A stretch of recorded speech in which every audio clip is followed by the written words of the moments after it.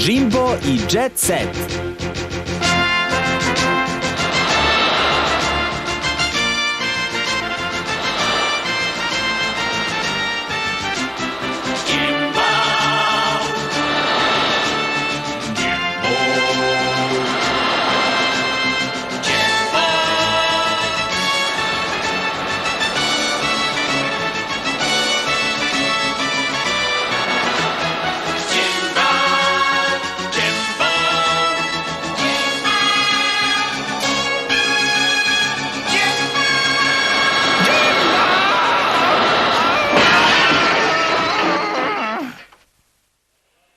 Jimbo i Kit.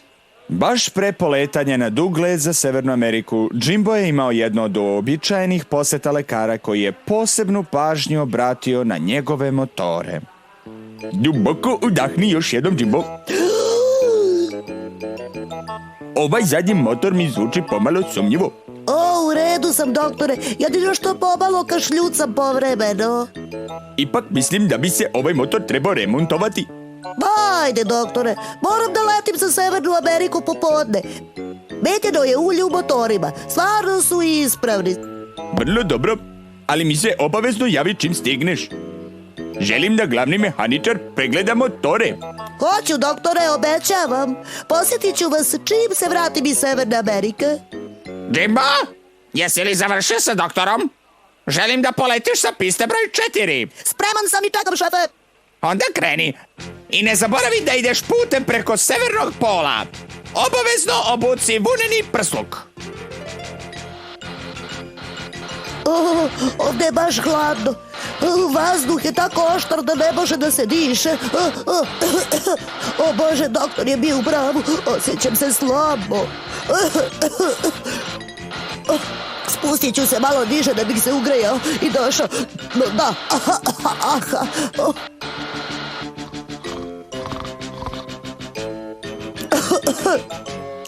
Bože, motori me izdaju. Moram negde da se prizemljim i pregledam ih. Ovo izgleda kao dobro mesto. Bože, nema znakova života, a kamoli aerodroma. Ups! Zdravo!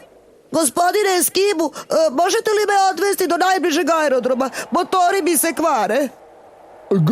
Nema aerodroma ovde, samo leda, a i on počinje da se lomi. Skoro će proleće, ne mogu se zaustavljati. Moram da letim, leti! Kome se ovo obraćao? O Bože, nikada neću poleteti. Šta sam sad uradio? Kit! Pomoć! Neka mi neko pomogne! Nije dobro! Treba mi pista da bih poleteo! Uspeo je! Odlično, Kite! Poleteo sam! Hajde sad, motori! Dajte mi punu snagu! Molim vas!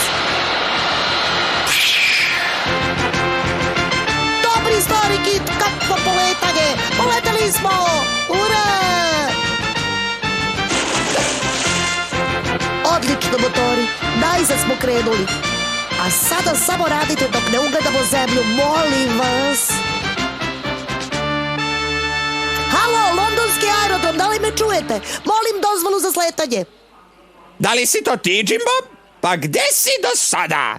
Sve si nas mnogo zabrinuo. To je duga priča, šefe. Imao sam problema sa motorima. Dolazim na kompletan pregled. Pregled? To ne liči na tebe, Jimbo, da poslušaš savet. To zvuči jako sumnjivo. Dobro je sumnjati, šefe. Dobro je što si me posjetio, Jimbo. Glavni mehaničar je našao rupu u tom motoru. Sada je kvar ispravljen, ali si mogao zapasti u nevolje na severnom polu. Koliko ste u pravu, doktore. Nevolju veliku poput kita. Najveće kita u životu.